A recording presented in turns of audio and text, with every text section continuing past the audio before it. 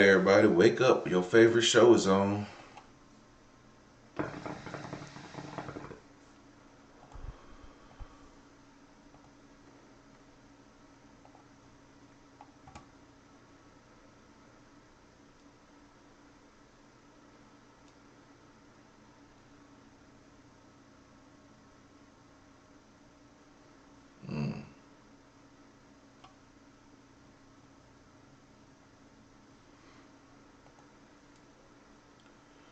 Welcome, everybody, for coming into the chat.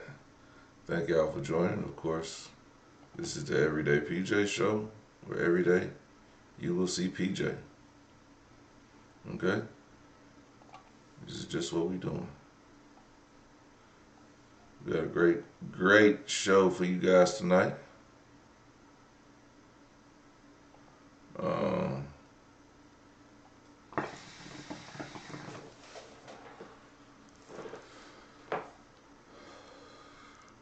Great show for you guys tonight.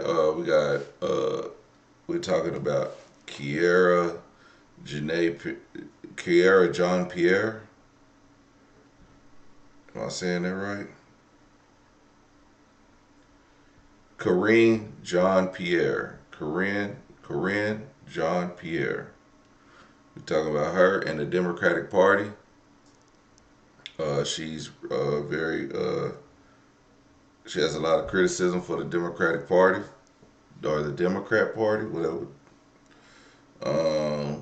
We have Donald Trump taking a dump on No Kings protesters. We have Trump refusing to meet with Putin, which should be great. That's always some great news, I guess. And to start off, we will dive into journalists refusing to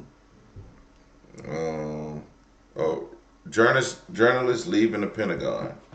That's what we're gonna get into also. So we're gonna start it with journalists leaving the Pentagon. So without further, let's get started. Now, TikTok is tripping. I thought it was my internet. Really, I've been fighting with the internet people. Actually, it was kind of my internet, but TikTok is just now tripping. So, we're gonna do our best with the glitches and shit. But other than that, we definitely when you come and watch the edited versions on my channel every day, you can watch these re-uploads every day, and you get shorter clips of what we had talked about, and you can see that, and you can react to it. So also, we got something new we want to do. We're gonna do you can leave a message. You can call and leave a message on your thoughts on the show, and I'd appreciate if you call. Please do not cuss, and please be respectful. But your recordings, your voicemail recordings, will be played on the show the following day. So that'll bring some new interactions with the viewers and new interactions with myself. So there you have it. So thank y'all for tuning in, but let's get into the show. For the first time in decades, CBS News is no longer reporting from inside the Pentagon. Our reporters, alongside those from dozens of networks, newspapers, and wire services, emptied out their booths and workspaces this past week. The journalists exited rather than agree to a 21-page list of new restrictions which would prevent them from soliciting information that has not been pre-approved by the government. The Department of War, as the current administration calls it, has a $1 trillion budget and employs 3 million military and civilian employees. CBS will continue to report from outside the building, but journalists will no longer have the day-to-day, face-to-face contact with the military that helps the public understand what U.S. troops are facing. Secretary Hegseth once promised the most transparent administration ever. But as one former defense official told us, the American people are going to know a lot less about what their Department of War is doing. For the first time in decades, CBS News is no longer reporting from inside. Exactly. How are you guys liking September?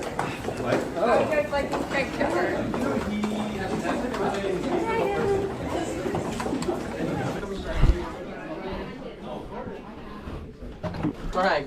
It should be. It is everybody on the river. River. Hold your health up front. Depending on which way we go. Sorry to interrupt the photos. Oh, you're good. Quite some time. Yeah, I'm sure a few centuries. We stay in touch, okay? Yes, take Alright. it easy. Time. Yeah, I'm sure a few centuries. We stay in touch, okay? Yes, take Alright. it easy. So, Oh yeah.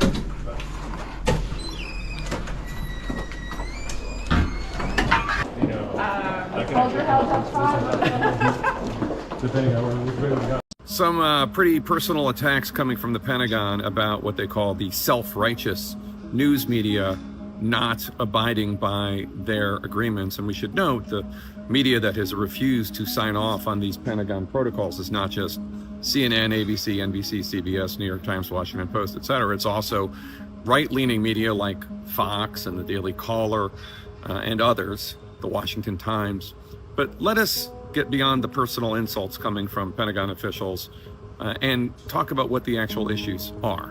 One of the main issues that we have in the media here is on page 4. It says any solicitation of Department of War, that's what they call the Department of Defense, Department of War personnel to commit criminal acts would not be considered protective activity under the First Amendment. This is the crux of why these rules are so unacceptable, because solicitation is asking for information. So they're saying that asking for information could be not protected under the First Amendment. And let me be very clear, when they say asking. So are they asking for us to, more attacks on the First Amendment? And this is coming from journalists. So now, first it was the TV show host. Now it's the people actually reporting and going to the White House briefings that now have to, before they report what they have seen, they now have to turn it in to, I guess, I don't know who they got to turn it into, but they got to turn it into somebody. And they're going to have to, be authorized to release that publication or scrap it.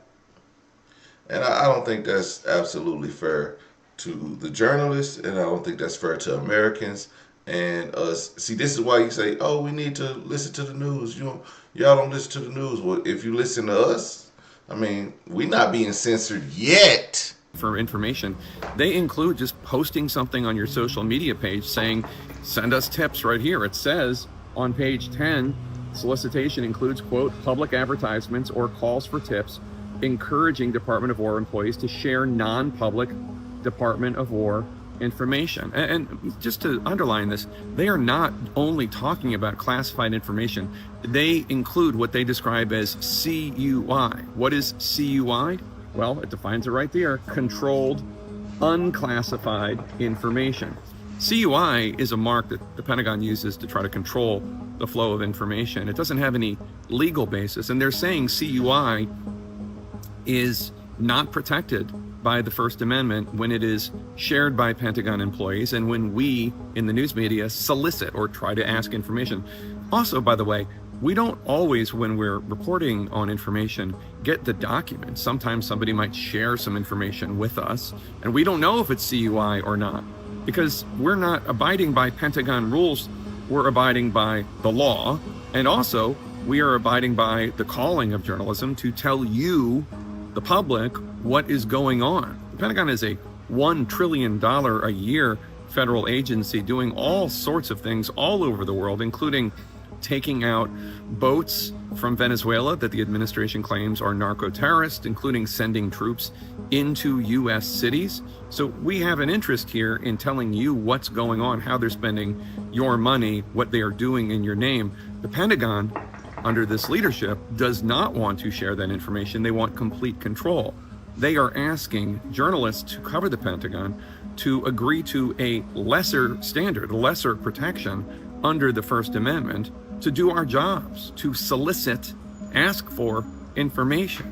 It's not acceptable, And it is completely contrary to what American men and women are fighting for when they fight to protect our ideals. Do y'all think that this is, do y'all think that this is right? What the Pentagon is doing? I mean, listen, it's one way or another. When we say no kings, okay, one way or another, it's becoming more of a kingdom, okay. And if you speak out against this regime, you know, you never know. You never know, okay. Let's just say September 10th wasn't an accident, okay. Let's keep going, because it's just more to it. I mean, just in the comment section, let me know what y'all think about the media being silenced. And I guess we could go, how so? How are they being silenced? Well, they have to sign a 21-page document. I just have to ask you what's happened at the Pentagon. Do you have a sense for why the Secretary of Defense seems to be afraid to interact with journalists who cover him? I mean, reject the premise. There's nothing. There's, the guy, fear the guy, is not part of the Secretary of War's makeup. I mean, the guy's only had 2 briefings since he became Secretary of Defense. He's very transparent. And they basically forced the Pentagon press out of the building unless they would agree to sign a pledge that would make it impossible to be an I independent can't journalist. remember, and I don't think you can either, a Secretary of Defense who has been so transparent out in the open, talking about priorities, Oh, I principles, can. I covered the building, and I traveled around the world with Secretaries of Defense. I interviewed them. I questioned them in the briefing room. Other reporters did as well. But did all those secretaries come one. out and do public speeches as often as Hegseth does, Well, to be public everywhere all the time speeches among where the he troops? summons, but I mean, answering questions. He's And of course, restoring- you guys haven't brought him up to ask about what's happening in Venezuela. I mean, Yeah, it's- we're not in session because Chuck Schumer shut the government down, okay? We have a lot of things to do, but I will tell you this about the Secretary of War. We are winning. We are restoring peace through strength. That's Which one you of have our core... questions on, but I just have to ask you what's happened at the Pentagon.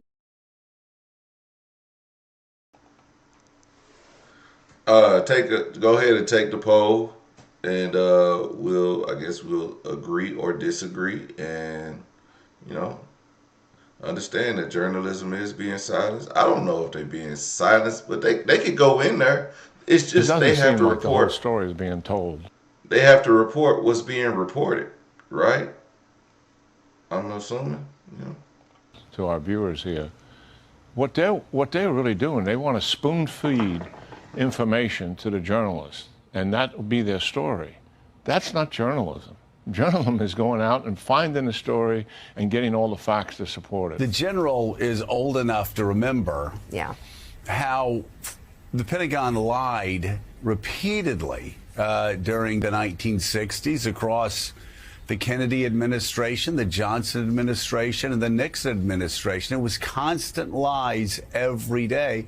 And as a result of it, Willie, 57,000 young men and some women died in Vietnam. That is a war that history now teaches us was built on lies.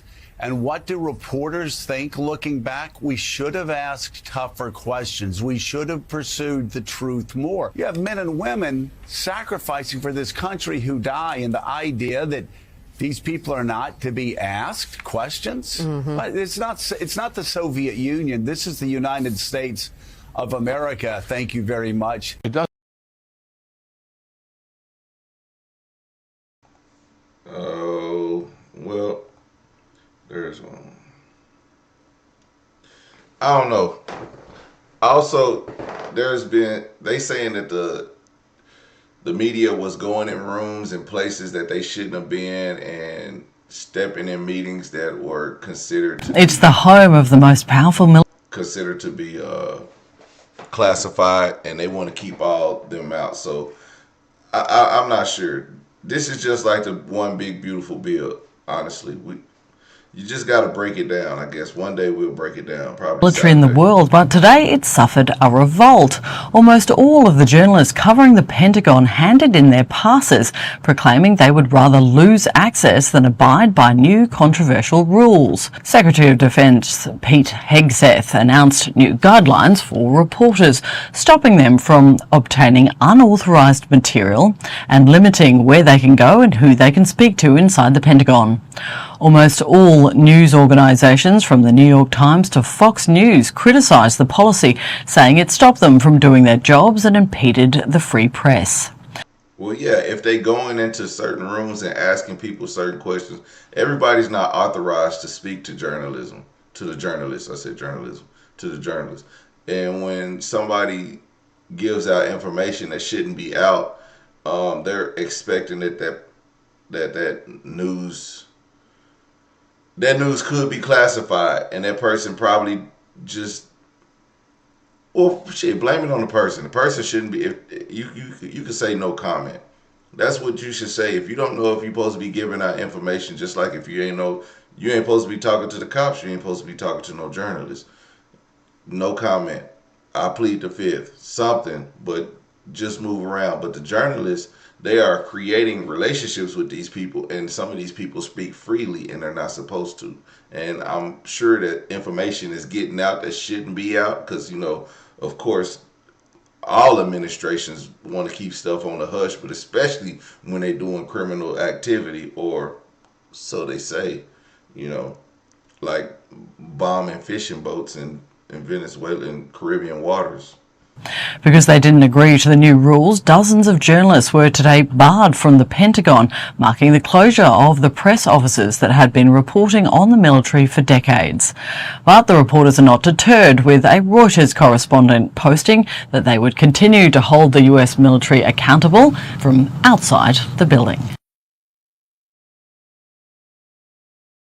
I mean, I get it. When they broadcasting out this stuff to the enemy, yeah, because they get into these buildings and they talk to everybody, and sometimes what Secretary Hegseth said is just a lie. He painted this portrait of sort of reporters randomly roaming through the halls of the Pentagon without credentials, bursting into classified meetings and like forcing their way onto, SEAL Team 6 helicopters for the idea that reporters are just wandering around and like trying to find state secrets by busting in and interrupting things. Reporters at the Pentagon who've worked there for many years, they have badges, they know the rules, no one goes into classified areas. I mean, just the portrayal of it is based on a lie. And, look, we've heard far too many lies, and it's really disappointing. It's important for, whatever you think of reporters, it is important that you have people asking questions and you have people, I think there are many forms of patriotism, and telling the truth is one of them. But also, this is also a thing. I remember like maybe a year ago, or maybe it wasn't a year ago, but didn't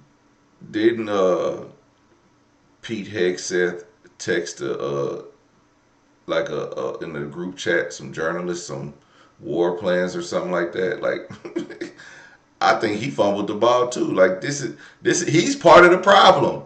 You know what I'm saying? He a keyboard warrior, and he texted some bullshit out, and that got out, and yeah, so that's what this is.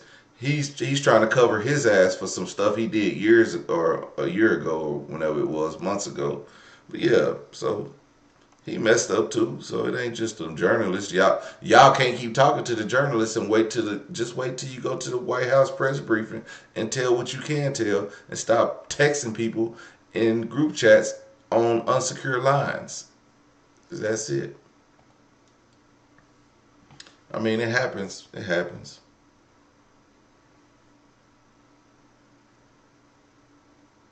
Yeah, he messed up, dog. He messed up. This is also a really important chapter in what it means to stand up to authoritarianism. Nicole, we have talked about the fact that, you know, the people have been brave. Individual Americans, the people who you're going to see out this Saturday at the No Kings protests, the people who you've seen in every state of the country almost every day of the week taking some act of protest against Trump, those folks have been brave and principled and unafraid.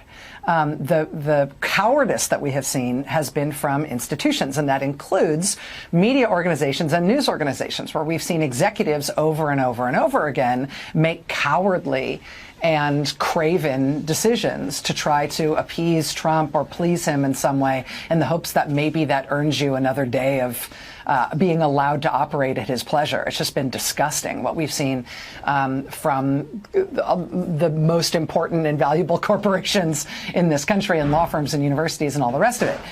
In this case, we've got all of those Pentagon reporters with their news organizations behind them standing up and saying, no, we are not stenographers. We are not going to work under strictures where we are only allowed to write down what you tell us we can write down. That's not journalism, and we're not going to do it under those terms. We'll do it some other way. We'll give up these bureaus, these physical bureaus inside the Pentagon, sure, and that is a compromise, absolutely. We will find other ways to do this work, because you keeping us here while we only write what you want and approve us of saying would have us working here as your lackeys rather than working as journalists, and we're journalists. I find this to be incredibly inspiring, and I don't know how it's going to result, or how it's going to resolve in terms of what happens with that press space inside the Pentagon. But when journalists and the news organizations that employ them stand up like this, particularly ones on the right, it is a good sign about the self-respect and vision and values and bravery of people who are really important to the health of our democracy. There's one news source that signed this document. It's the OAN network. The OAN network, I think it is. So if you ever watch the OAN network, it's pretty much a Trump-loving media organization where it don't matter what he say. Man, he could say, grab her by the genitals, and they will spin it to the best conversation that Trump, you know, he's the president. He should be able to grab a woman by her genitals. I mean, I don't see anything wrong with it. Sometimes maybe that'll calm him down if, you know, someone gives him a little grab down there. Someone hasn't been down there in a while, so, you know, they'll spin it like that. I mean, they just love Trump. So if we want to get the news from the White House, we'll go there and we'll see what they have to say. And I'm pretty sure whatever comes out of their journalism, it'll be like, the economy's great, gas prices are down, Trump has stopped 7 wars. Even though he's starting 2 more, that doesn't matter. The ratio 7 to 2 is a great ratio, right? That's what's gonna happen. We're gonna get that. So, you know, it is what it is. But on to more promising news with Colombia and, you know, the fishermen that were murdered. The president of Colombia accused the U.S. of war crimes last night. That accusation followed the latest U.S. military strike on suspected drug boats. In an Univision interview, Colombian President Gustavo Petro said, quote, "So Trump is wrong for surrounding himself with advisors, some of them Colombian Nazis." For more on this, I want to bring in CBS News correspondent Lilia Luciano. Lilia, you've been covering the story. How did we get here? Been covering the story for many, many years, especially the story about the war on drugs. We got here a very long time ago, but let's keep it short and current. This war of words has continued to escalate. You have to consider that we're talking about 2 administrations that are on 2 pretty far ends of the spectrum. Petro is Colombia's most leftist president in a very long time. He has been very... Oh, let me stop right there. So as this poll goes, 61% of voters said that they don't agree with Trump, with the Pentagon forcing media to agree to the terms. Thank you for voting. critical of Trump in the past and in the present. How we got here is most pressingly because of the strikes of boats in the Caribbean. Petro, like many experts say, this is not about drugs. This is about regime change in Venezuela. And although he has criticized Maduro in the past, Petro has, he still refuses to acknowledge that Maduro stole last year's election, which we covered. So as the war on words has escalated, Trump accusing Maduro of not doing enough, at the least, of not doing enough to stop coca and cocaine production. Colombia is the largest cocaine producer in the world. And you have to keep in mind that historically, the U.S. has been its strongest partner, has funded those efforts, that it is a very important war that historically the U.S. has been involved in. But now you're having record levels of cocaine being produced and coming out of Colombia. So the U.S. is saying you're not doing enough.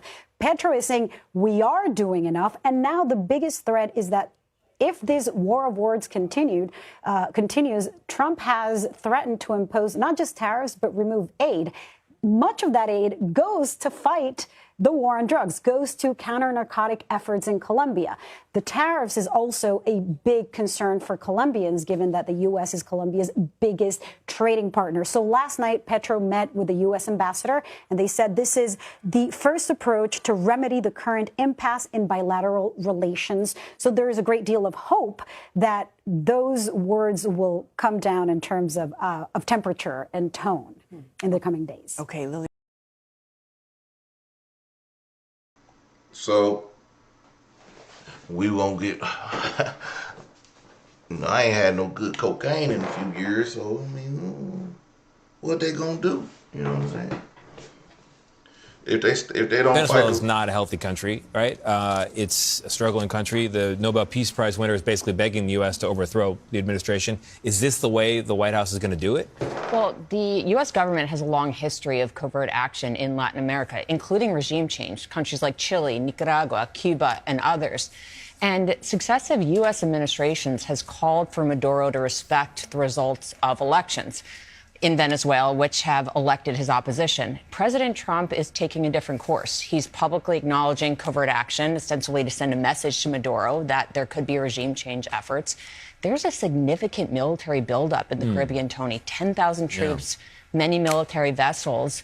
And in addition to that, of course, there are these military strikes on boats to also send a message to Maduro that potentially land strikes are possible, not to mention the fact there is a huge reward from the U.S. government for Maduro's arrest or capture.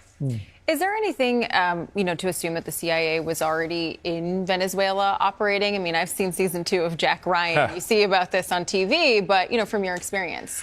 From my experience, without going into classified information, the U.S. government typically has CIA personnel in countries that are of national security interest. The CIA serves a range of functions. They collect intelligence to inform national security policy making. They also engage in a range of covert action operations, paramilitary operations, influence operations, and in many cases, including in Latin America, also regime change operations. How have those operations gone in the past generally? This is my thing. Trump was very outspoken about outside influence in our elections and saying China this, China that, TikTok this, TikTok that. I mean, U.S. doing the same thing in Venezuela, is that, ain't that the same thing? Like should we be interfering in other countries' elections? Now, maybe the country isn't for America. I get it. They're not. They partner with Russia. They get Russian military fighter jets. They partner with was it China or Korea? One of them, China. So. Yeah, those countries, or no, it's Ukraine. I don't know, it ain't Ukraine, Iran. Anyway, they partner with those other two countries. It was Russia and somebody else, and that's because they let them set up military games. I think it's China doing military games off their coast. Yeah, U.S. don't want that. That's only 1,600 miles away from U.S. coastlines. It could be dangerous. But us interfering in their elections could also be dangerous. Just like it was for us. If people interfere in our elections, you know, we could say Trump won in 2020. Trump won in 2020, but people were interfering, like China, Russia, you know, running election interference. We need a recount. You know what I'm saying? January 6th, all that. Remember, that was a big deal. Remember. Generally speaking, has the U.S. gotten the result it was looking for? And based on that answer, what are the risks here?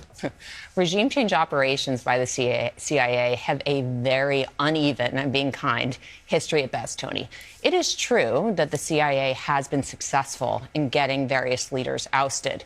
But in many cases, even when those operations are successful, what comes next is a really big problem. You get a leader out of power, sure, but ensuring stability in a country, ensuring resources, ensuring security is a whole other game, and that's been uneven and spotty. I think we've heard the temperature sort of rising about people wondering, is there going to be a potential war in Venezuela? I mean, I think we've seen the president maintain he's more of a peace president. I mean, how worried should people be that something like that would actually happen?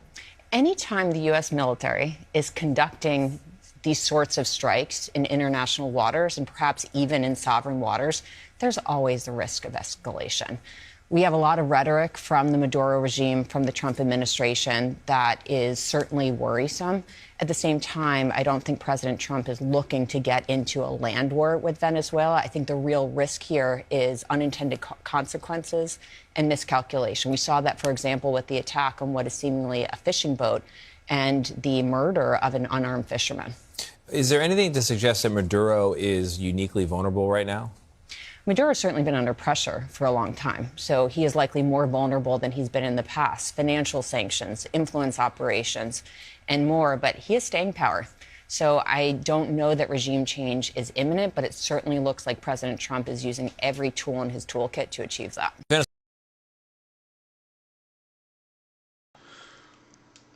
lot of words. That was a word salad of maybe it's good, maybe it's not. I think everybody's on the fence about Venezuela. Because Venezuela is corrupt. So, I mean, hey, do what's best for America. Why did you authorize the CIA to go into Venezuela?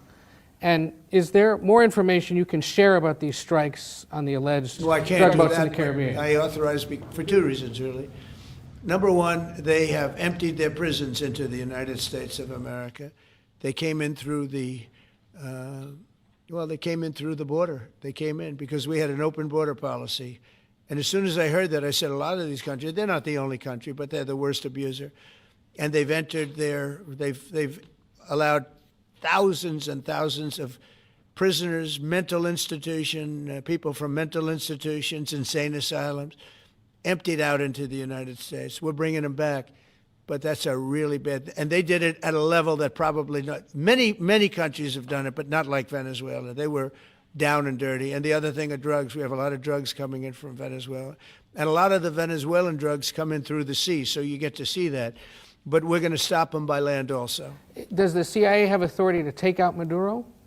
Oh, I don't want to answer a question like that. That's a ridiculous question for me to be given. Not really a ridiculous question, but wouldn't it be a ridiculous question for me to answer? But I think Venezuela is feeling heat, but I think a lot of other countries are feeling heat too. We're not going to let this country, our country, be ruined because other people want to drop, as you say, their worst. They have given us their worst. They've loaded up our country with prisoners, with mentally ill people that are seriously ill, criminally ill. And we're not going to take it. And so, I mean, it's just one of those things. And I can tell you, we've taken care of the sea. There's nobody, and we're watching. We're watching. And if we see it, we'll save it. Why did you authorize the CIA? Yeah, I get it, because every time they show somebody from Venezuela, they say they come from gangs. I remember watching a documentary about 6 months ago about Venezuelan prisons or something of that nature, and they do them terribly wrong, but they was also releasing a lot of them. And it was the one where they had them all chained up back to back and stuff like that. So do I think they just released them, said, hey, you're free if you just go to America? Like, I don't think that was like the case. I think if they let them free and they was able to make it to America, of course, we seen the caravans of people coming in during the Biden administration, which that was alarming. Like, I didn't see it personally. I just seen what the news would show. And what I didn't understand is how we let that many people just like walk thousands of miles to America. Like, and then when they got here, they were jumping the big, beautiful fence that Trump put up. They were scaling that like CIA agents. They was really getting over that wall. And we seen them being chased all through all along the border. I mean, it was a crazy scene, but I don't think we just let them in, because if we was chasing them down, they wasn't being let in. Now, when they got in and they got to Texas and Texas was rounding all those people up, what did they do? They bust them to places like Portland, Chicago, Memphis. I don't think I've seen any in Oklahoma, but they're taking them all to blue states. So, of course, they're not going to come to Oklahoma.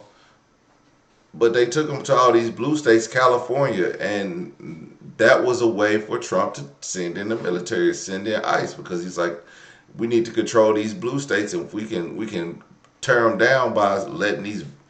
Well, actually, it was still during the Biden administration, and that's what Greg Abbott was doing. Greg Abbott was, giving these people meals and food, and then the guy in Chicago was freaking taking them in and giving them resources and giving them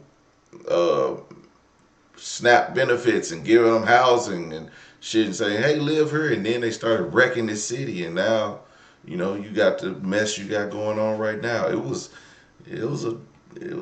Everybody was in on it, except the American people. The only people that got rich was the people who allowed them people to live in their building. Guess what? They about to rebuild all those buildings. Everything that they tore up, they about to get American subsidies and vouchers to rebuild, and it's all that mess. But, I guess we can blame Biden. I don't know.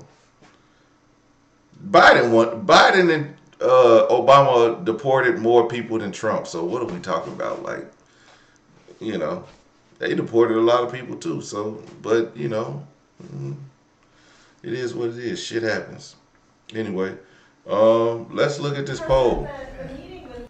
Let's look at this poll real quick. The poll: is it okay for the U.S. to interfere in another country's election? 83% said no, 17% said yes. Well, the people have spoken. If we don't want it done to us, don't do it to another country. Let them run themselves. I don't think we should be bailing out countries. If there's aid needed to stop drug cartels and drug smuggling, we can aid in that. But they have to also cooperate. If Maduro, whatever his name is, if he's not cooperating, Don't mess with him. But they're going to continue to do what they do. Vladimir Putin is canceled or put on hold. Do you know what happened there, and does that affect your decision whether or not to send tomahawks? No, I don't want to have a wasted meeting. I don't want to have a waste of time. So I'll see what happens. But we did all of these great deals, great peace deals. They're all peace deals. Agreements, solid agreements, every one of them. But this one, and I said, go to the line of battle, the battlefield lines, and you pull back and you go home, and everybody takes some time off, because you got two countries that are killing each other. Two countries that are losing 5,000 to 7,000 soldiers a week. So we'll see what happens. We haven't made a determination. What changed your mind after talking to Vladimir Putin between then and now? Why did you think that a Budapest summit might be wasted time? Well, I didn't say anything. I didn't say it would, and you never know what's going to happen. But a lot of things are happening on that front, on the war front. He said he didn't say anything. He just said it'd be a waste of time. You asked him, why do you think it'll be a waste of time? He said, well, I didn't say anything. With Ukraine and Russia, and we'll be notifying you over the next 2 days as to what we're doing. Did you hear a lot of things are happening. Did you hear something from the president? Get it solved. Do you still see a chance for a ceasefire? And what is Putin asking for?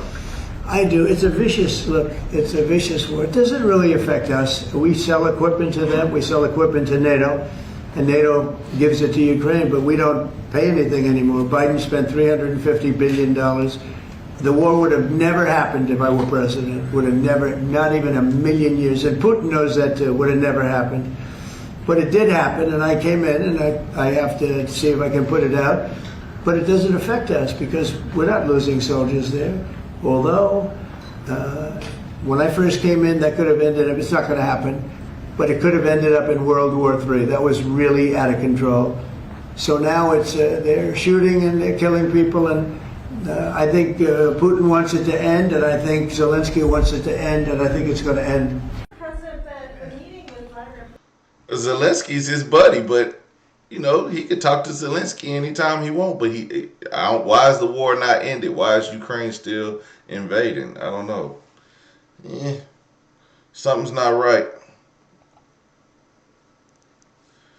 Something ain't right. They should have been in, but it's the war with Russia, right? Ukraine and Russia. It'll never end. Because Russia gonna take over Ukraine, right? That's what they want. Remember last week, the president said he would be meeting with Russian President Vladimir Putin in the coming weeks, certainly indicated that that could be within 2 weeks. That meeting is now not going to happen. The White House says that there will be no imminent meeting between the two presidents. That Secretary of State Marco Rubio had a productive phone call with his Russian counterpart, the Foreign Minister Sergei Lavrov. But notably, Rubio and Lavrov are not going to be meeting in person this week, as the president had indicated would happen to set the stage for his meeting with Putin in Budapest, Hungary very soon. Last week, the president had that phone call about 2 hours on Thursday with the president of Russia, and that is where they agreed to have this meeting. Kerry had a lot of questions about why have this meeting? What were the conditions? What had changed to actually prompt another sit down, given that nothing really has moved along since their Alaska summit? The president says he likes these kinds of meetings and wanted to have that face-to-face, but for now, that looks like that is off. Notably, the Russians even downplayed the planning of this and said that you can't postpone what was not scheduled, certainly indicating maybe things were not as firm on their side as what the president had indicated last week. How is the media still getting this information? They are supposed to be outside. You ain't even invited in. Well, of course, just like before, someone is leaking information to the media. It's always going to happen. It doesn't matter if they're inside or outside. The news media always has an inside man. And that's what we're seeing right now. Because why did the news even know this? They said they don't even want to be in the press room at the Pentagon. So why do they know this information? But, hey. He said, I'll take Trump for king. That's so funny. You're tripping. So again, y'all can call in on the line and leave a voicemail on your you can leave a voicemail for your thoughts on these topics tonight. Please be respectful. Please don't curse. And, you can voice your opinion. Just leave a voicemail and we'll play it on the channel. We'll play your According words. to a senior White House official, a planned summit in Budapest between President Donald Trump and Russian President Vladimir Putin is now on hold. Just last week, the president posted on Truth Social that he would be meeting face-to-face with Putin to discuss the war. It doesn't seem like there's any real progress that has been made aimed at actually getting a potential end to the war, which the U.S. and President Trump has said is his goal here. So they're saying there isn't a reason to have an actual meeting right now with President Putin if there isn't going to be some kind of an agreement. And we know that there are still some really key outstanding areas of disagreement when it comes to territory and when it comes to how this war might end. According to a senior White House official, a planned summit in Budapest. This war ain't gonna end until Russia defeats Ukraine. Ukraine has to step down. They're not. They're fighting, and that's what Trump wants to do. Trump wants to stop another war. I get it. Ukraine been at war for going on 4 years now. The Ukraine and Russia war. Yeah, that's crazy. And Ukraine is not backing down at all. So, technically they are Russian. Yeah, but I think Putin laughs at Trump behind his back. Of course. Trump loves Putin, though. Trump wants to be Putin. And it's crazy. President Trump is trying to end 2 brutal wars on 2 continents. And tonight, his pursuit of peace faces challenges in both Ukraine and Gaza. The administration now says the president has no plans to meet with Russian President Vladimir Putin anytime soon. That's as Vice President J.D. Vance traveled to Israel today to try to ensure that a fragile ceasefire holds. Nick Schifrin is following both of these developments and joins us now. All right, Nick, so let's start with Putin. President Trump initially said they'd meet within weeks. What happened? President Trump made that prediction late last week that they would have a meeting within 2 weeks. But tonight, an administration official sent me this statement, quote, "There are no plans for President Trump to meet with President Putin in the immediate future." Jeff, as we talked about, Trump has long believed that his relationship with Putin would produce peace in Ukraine. But this afternoon in the White House, Trump seemed to dismiss the possibility of making any progress with Putin. I don't want to have a wasted meeting. I don't want to have a waste of time, so I'll see what happens. The president later added that nothing had been decided and that he would decide whether to meet Putin within 2 days. But the fact is that Secretary of State Marco Rubio was supposed to meet Russian Foreign Minister Sergei Lavrov this week to hash out the Trump-Putin summit. But 2 U.S. officials tell me the Rubio-Lavrov phone call yesterday revealed once again that Russia maintains its maximalist demands. Among them this: Ukraine must give up parts of the eastern Donbass region that Ukraine holds, even though Russia has failed to win it on the battlefield. Number 2, Ukraine can never join NATO. Number 3, Western troops cannot be based in or even train Ukrainian troops inside Ukraine. And number 4, Ukraine's military capabilities must be limited, including its ability to fire long-range weapons. Those are largely the same exact demands that Russia made in late 2021, before the full-scale invasion, which means that neither 3 years of war, during which Ukraine caused 1 million Russian casualties, nor Trump's efforts on diplomacy have shifted Russian positions. And today, Lavrov specifically rejected Trump's demands that the war end on the current front lines. I think that's the most important part of this whole is that Russia is not willing to stop the war because they don't want no peace treaty. They want to take over Ukraine, and they want Ukraine to bow down to them. They're so close to Ukraine. That's just like Venezuela to America. We want to stop Venezuela from, being able to produce long-range missiles in their country from other countries with the influence of other countries such as Russia and China. And I get it. If America bases in Ukraine, what does that say for Russia? That's going to put Russia on high alert at all times.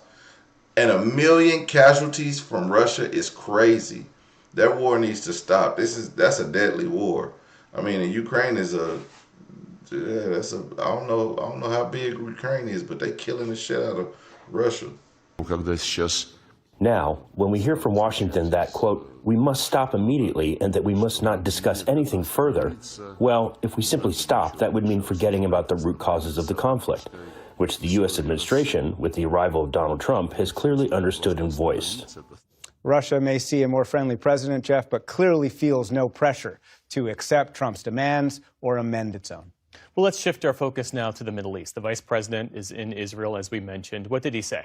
So Vice President Vance is visiting Israel with Trump's top senior advisors on the Middle East, Jared Kushner and Ambassador Steve Witkoff. And today they voiced support for the ongoing ceasefire, even though we've seen major violations over the last few days. The Israeli military says Hamas gunmen crossed into Israeli-controlled territory inside Gaza, killing 2 Israeli soldiers. While Hamas said it was cut off from those fighters, Israel launched widespread airstrikes, killing more than 40 Gazans. Despite all of that, Vance expressed great optimism that the ceasefire would hold. He also discussed the return of... We being lied to about this war over there in Gaza. We being lied to. It's a lot more going on. These people are still, both countries are still trying to invade. They're still shooting at each other. There's no peace in sight. We long away from peace over there. It's been too many casualties. Hamas is still killing hostages. After they said they released all the hostages, people are still missing. People are still dying. They're still shipping over dead bodies.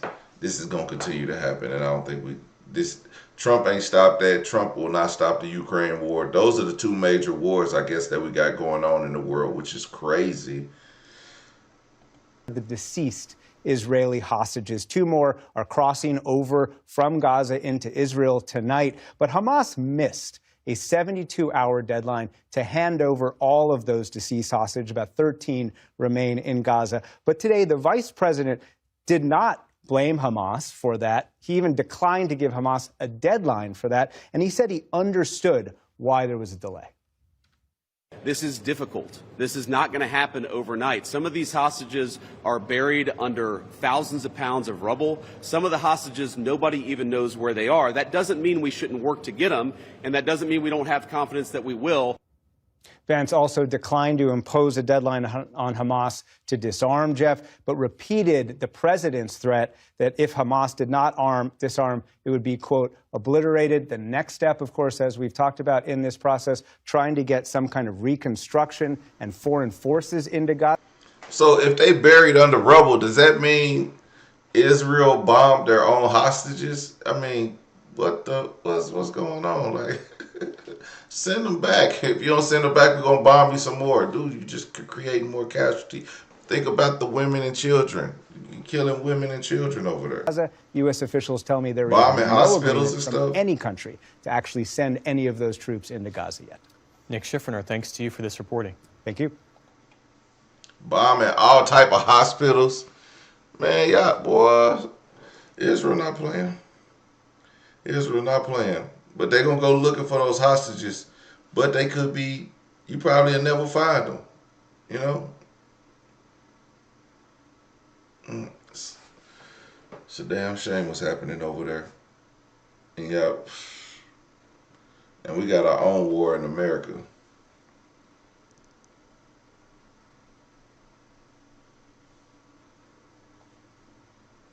It's happened again. You're gambling with World War III. Remember these scenes from February, when another meeting between Donald Trump and Volodymyr Zelensky has descended into a shouting match. The pair met at the White House, where it's reported that the US president threw maps and raised his voice at the Ukrainian leader.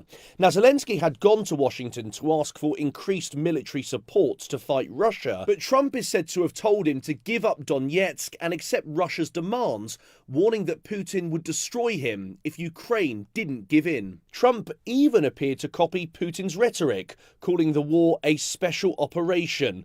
Now, it's the latest flip-flop from Trump, who just days ago backs Ukraine to win the war and recapture all of its land. Trump is due to meet Putin in Hungary for peace talks, which Zelensky says that he's ready to join. It's happened again. You're gambling with World War III. So, okay, Trump got he channeling his inner Putin. Okay, listen, man. Yeah, Trump is a tough guy, I guess. He's a tough guy. He's tough on war. He changed the Department of Defense to the Department of War because he's tough on war. You know what I mean? That's Trump keeps switching sides, bro. I don't know. I don't even know why they trust him. Why would Zelensky trust Trump if he's saying just give up to the demands, give up your country? You know what I'm saying? We're not coming over there. We need to stop this war. But then he says, I fully back you. I believe you'll win, but just give up. Listen, Sometimes if you give up the fight, you still win the war. You know what I'm saying? You're saving your people, your soldiers. That's what he's saying. Just, you may win the battle, but you won't win the war if you keep fighting. It's crazy, right? But that's the truth. But let's get into some more messy news, right? This is some crazy. This is me just now seeing this. This happened this weekend, over the weekend, or the No Kings protest. Okay. President Donald Trump posted an AI-generated video dropping what appears to be feces on No Kings protesters.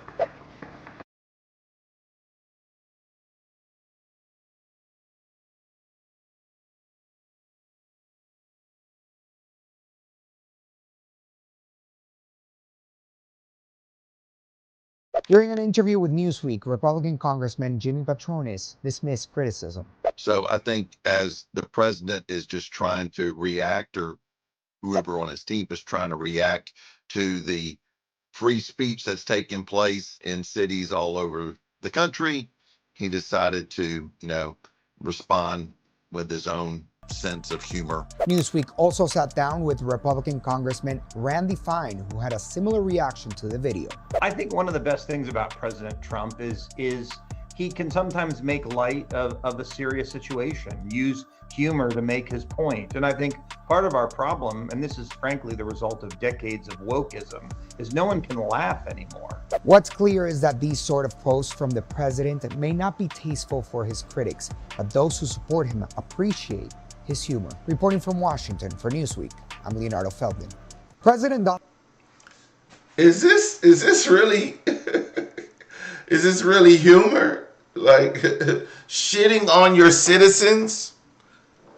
That's crazy. I mean, you're the president, for Christ's sake. Now, if this, maybe Trump should create a burner account for mess like this. Like, if you're gonna post this on your social media, like, this is really how you feel about the American citizens, and you're the president, and you're really trashing free speech, freedom to protest peacefully, and coming from our president is sad to see. This country is going to hell, and no, we're not going to hell, but I mean, we could do better. I mean, we just need a president who doesn't want to troll people and actually wants to, value the protest and free speech. I mean, it is what it is. We have the right to do it. But to shit on Americans is crazy. America first, baby. America first. Why are we doing this to our countrymen? It doesn't make sense. It makes absolutely no sense. But if Biden would have posted something like this, or Obama, we know Obama is not going to stoop that low, because Obama respected other people's positions in politics.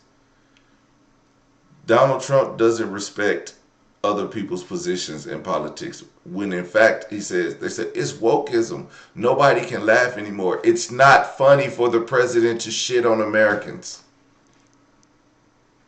It's not funny. Now, if there was a Jimmy Kimmel like individual who posted this, it would make sense, because it's childish. We don't need a child president, and that's the point. Like, come on, man, you gotta have some more respect for your American citizens, man. As a president, that's just it's clown behavior. But anyway, on to something new. Former White House press secretary Kamala Harris called it reckless for Karine Jean-Pierre, who is very critical about what happened over the 4 years of Joe Biden, even going into the the re-election, and then him dropping out and allowing Kamala to run for president.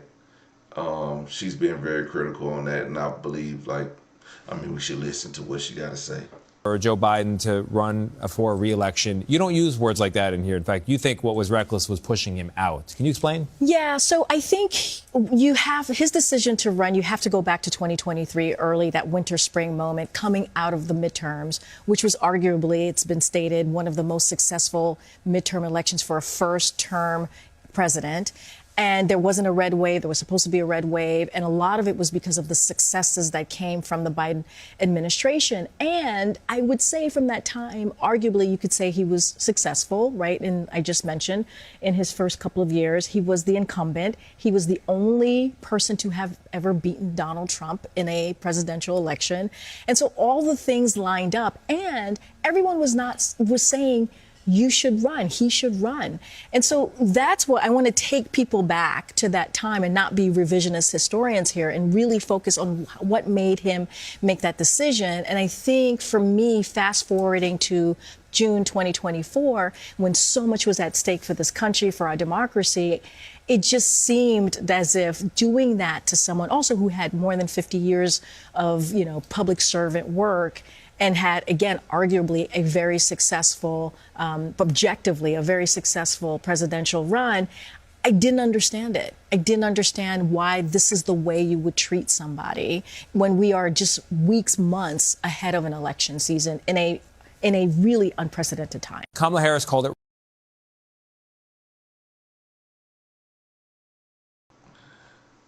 I don't think the people like her.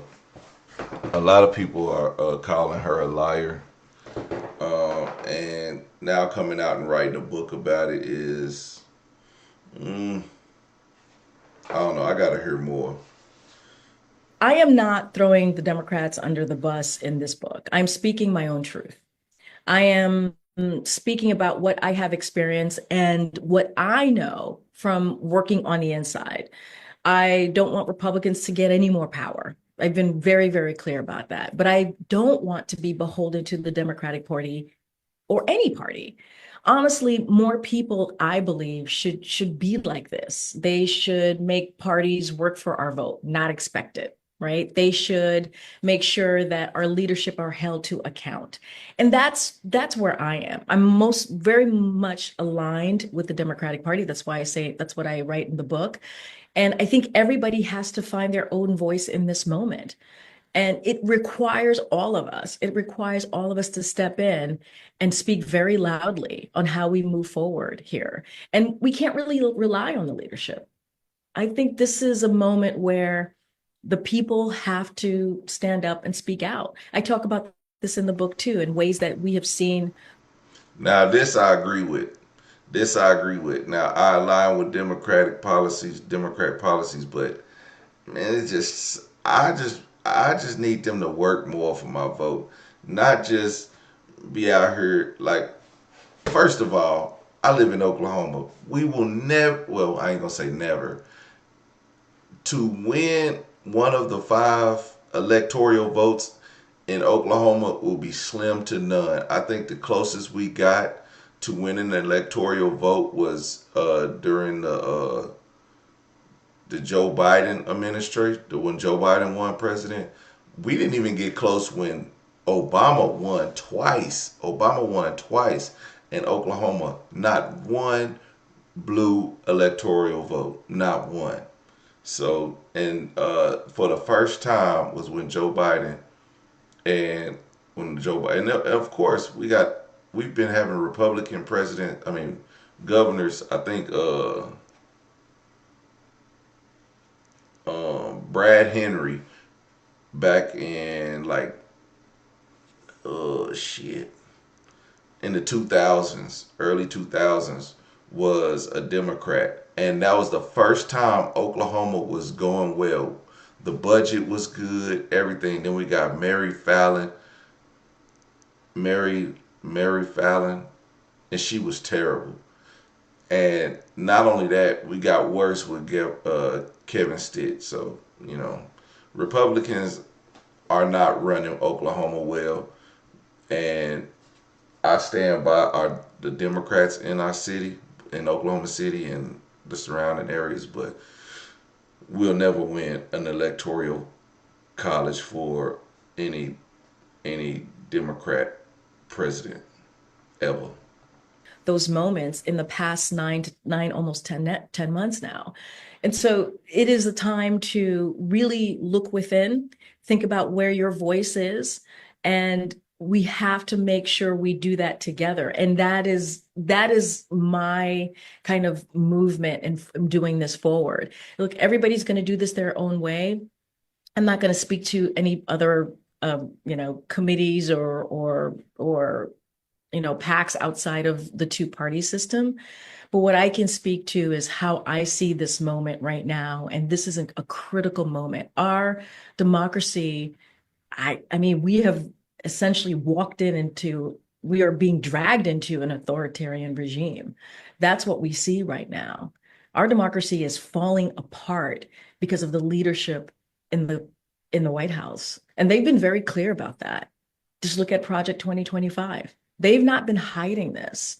And if we are not careful, if we are not paying attention, then we're going to be a shell of what we are as a country, and in just a few months. And so it is not the time to do business as usual. This is why I wrote this book. I wrote this book because I think it's an opportunity for us right now to have a conversation, a real conversation. Because if we don't have this conversation about, okay, how do we move forward? Who are we? The system is broken. How do we fix it? How do we move forward? Then it's gone. No Republican is going to read this book because she's irrelevant to Republicans, and that's who she needs to be speaking to. More Republicans will read Project 2025 before they read this book, and that's very slim, very slim, because nobody read Project 2025. I mean, what is it, like 3,000 pages or something like that? I do want to say something to the first clip that you all just showed. The Democrat Party's main constituency are made up of Hamas terrorists, illegal aliens, and violent criminals. Hearing that, it's deplorable. And I'm using that word on purpose. Yeah. Because they don't seem to understand, this is the Trump White House, that they don't work for just one man. Yeah. They work for the American people. Yeah. It is about coming together about a common good. Yeah. The White House press secretary is not. Oh, they about to shut The View down next week after this interview. Not about doing online trolling. Right. It is not. It is an honor and a privilege to have that job and to speak on behalf of the most powerful person in the world. And there is a level of respect for the freedom of the press. Right. Even if you if you disagree with them. Yeah. And that is what that whole back and forth when you see in the press briefing room is about. It shows that we believe in democracy. Yeah. It shows the world, not just here, but the world. That the press is going to do what they need to do to hold us accountable, and we're going to do what we need to do to communicate to the American people about what we're doing. So one of the arguments is that part of the problem with the Democratic Party is that the leadership is just too old, that they're just too old, and their lives. Goddamn facts.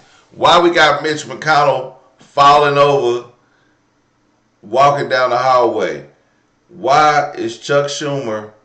Why is he celebrating his 200th birthday next week?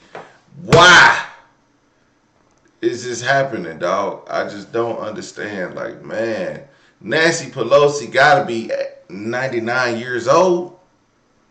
Just give it up, man. That's somebody else in the way. You know what I'm saying?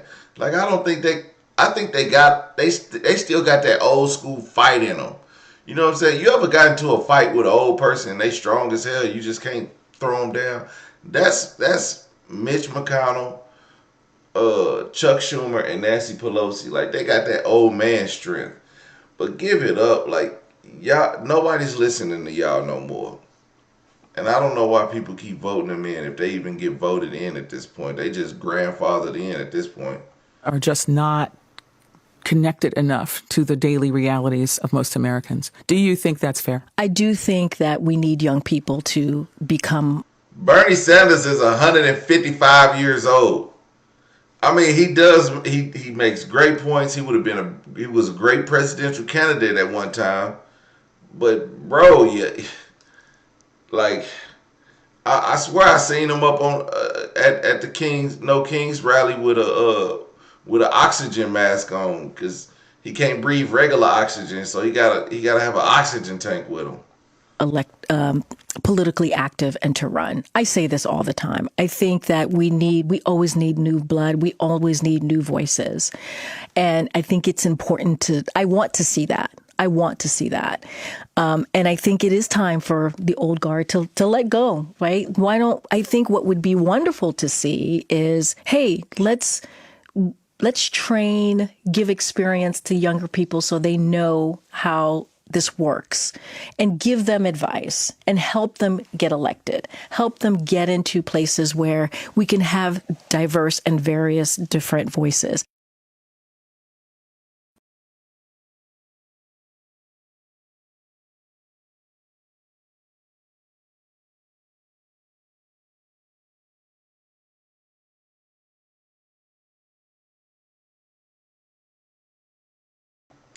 Yeah, man. Oh, we're gonna find another news source tomorrow, because TikTok is definitely tripping. We're about to fire TikTok to get these clips, but we got to come with the clips. Until next time. I am saying that right now the two-party system is not working. A lot of people are dissatisfied. A lot of Democrats, or people who identify as Democrats, are dissatisfied with the party right now. Where do you think the major failure is? What are they not doing? Well, right now, in this moment, which is why I actually wrote the book, to give people a roadmap, I don't think there's any teeth. There's no fight. Where's the soul? And when I left the Democratic Party, when I left the administration this year on January 20th of this year, I was just minding my business, going to the supermarket, going to pick up my kid, going to the coffee shop, and people would come up to me in tears, most of them, and would say to me, what's happening? Why is the Democratic leadership not fighting? What's happening? We need more. How are we going to get out of this? And I talk about that in the book. And that's what created for me an opportunity as a private citizen now to say, okay, how do we focus on where we are today? How do we move forward? And what's a roadmap that people can follow to get engaged? I think it's really important to get involved and to get engaged. And that's what this book is about. I agree. There's no more fight left in the Democratic Party. They're fighting their hearts out right now for this to stop Project 2025. I get that, but one thing I do find with the that Trump did better than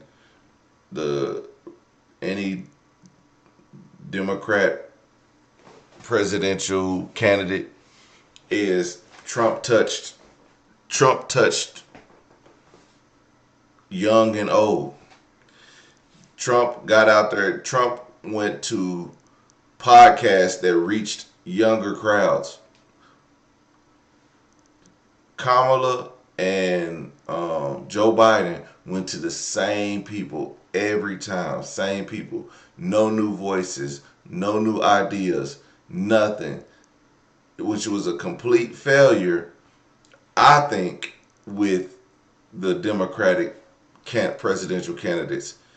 Instead of going to where the people are, they went to where the old people are. That's why you have so many old damn congressmen. It's because nobody's touching the youth. Nobody's going to talk to the younger crowds, and they keep talking. And the younger crowds are not voting for you. Because you won't talk to them. You won't see what they have to say.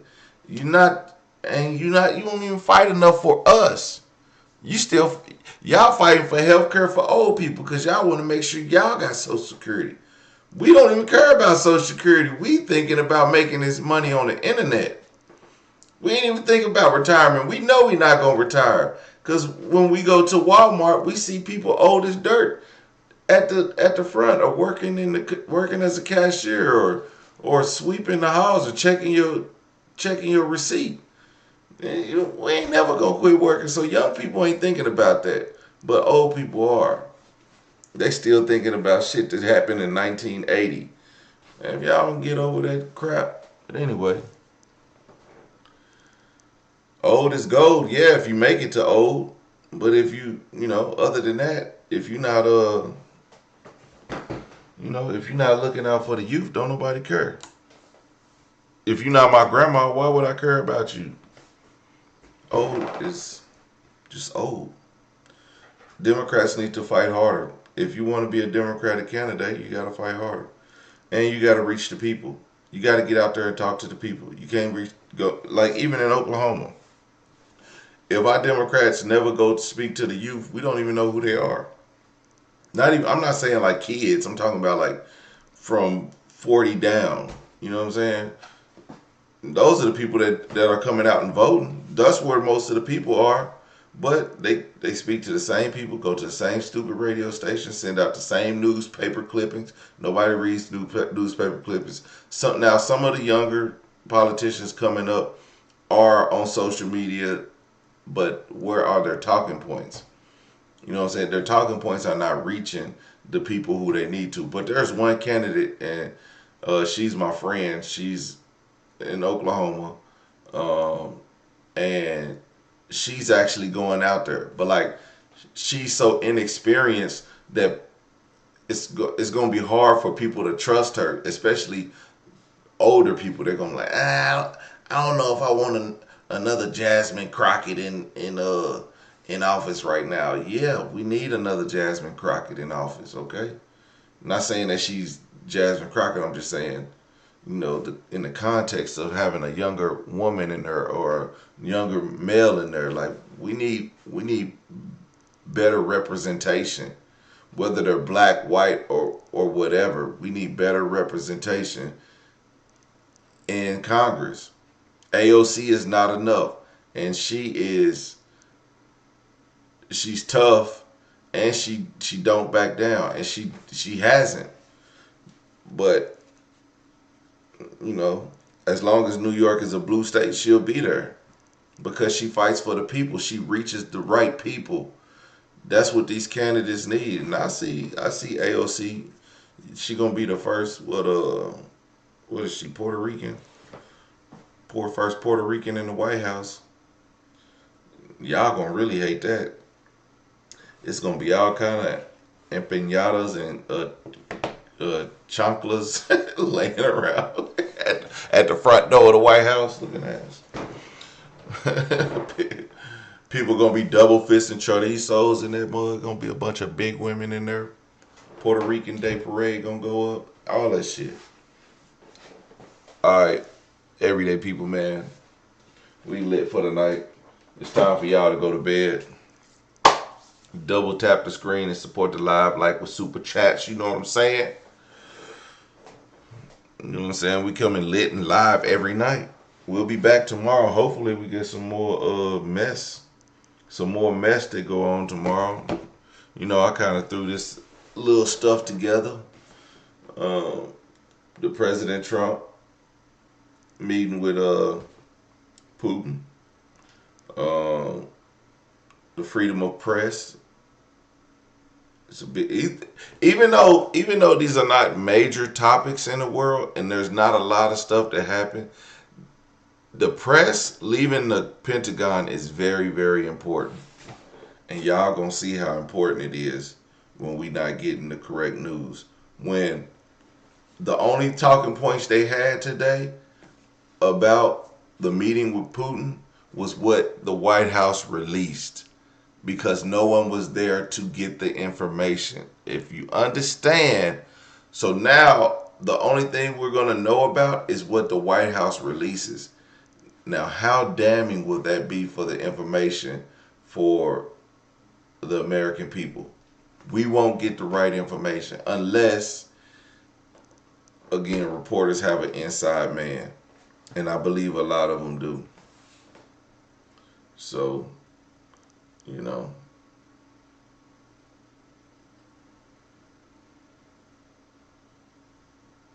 That's what it is. Y'all hit that like button on y'all way out of here. Make sure y'all love your children. Pray for your family. Call your grandma tomorrow if you still have one. And, you know, say your prayers. And live life peacefully. You know what? Find you a Democrat or Republican neighbor, friend, co-worker, and tell them how much you respect them. Okay? Just be a good American at the end of the day. And that's what we're going to be. Everyday people, I will holler at y'all later. Thank you for y'all coming back again.